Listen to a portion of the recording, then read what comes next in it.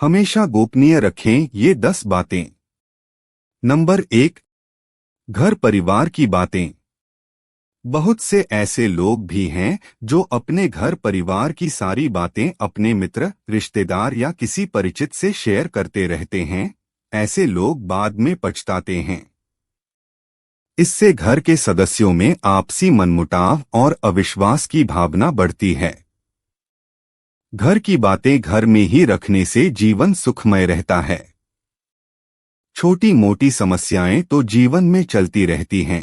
पति पत्नी का संसार व्यवहार गोपनीय रखना चाहिए।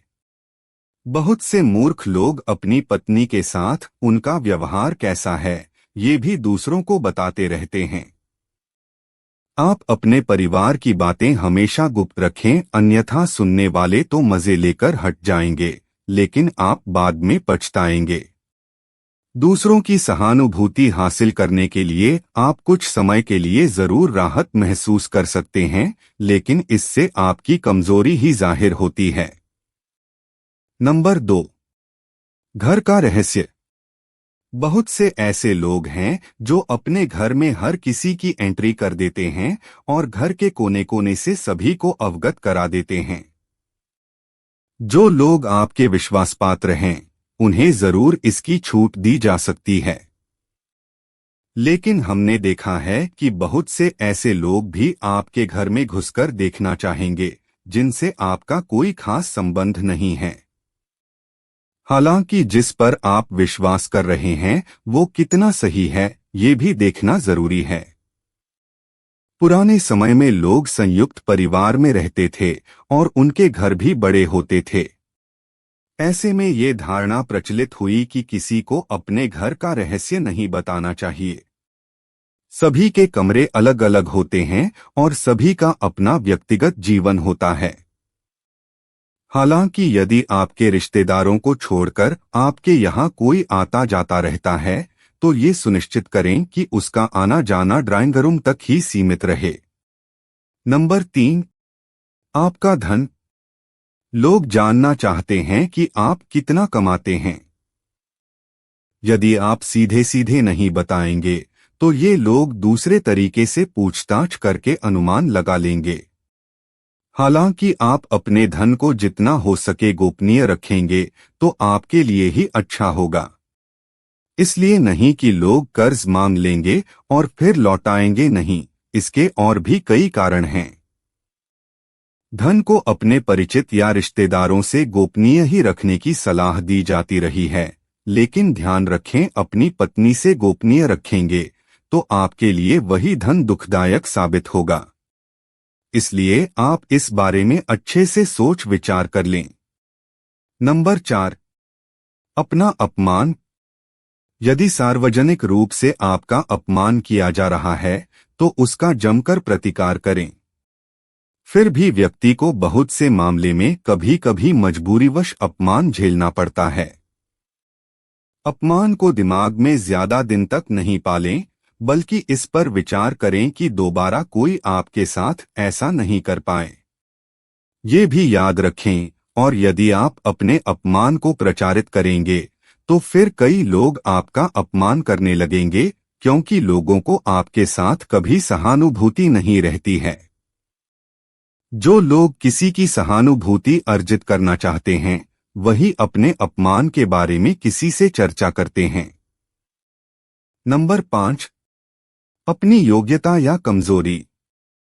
हालांकि बहुत सी जगह या मामले में इसे गोपनीय रखना घातक भी सिद्ध हो सकता है, लेकिन बहुत से मामलों में इसे उजागर करने से आपको लोग कमजोर समझकर आपके साथ गलत व्यवहार करने लगेंगे या आपको मानसिक रूप से दबाने लगेंगे। इसलिए इस बारे में आप अच्छे से विचार कर लें कि कब, कहां, कौन सी कमजोरी गोपनीय रखना है। कमजोरी और अयोग्यता में फर्क करना भी सीखें। नंबर 6, मन की बात।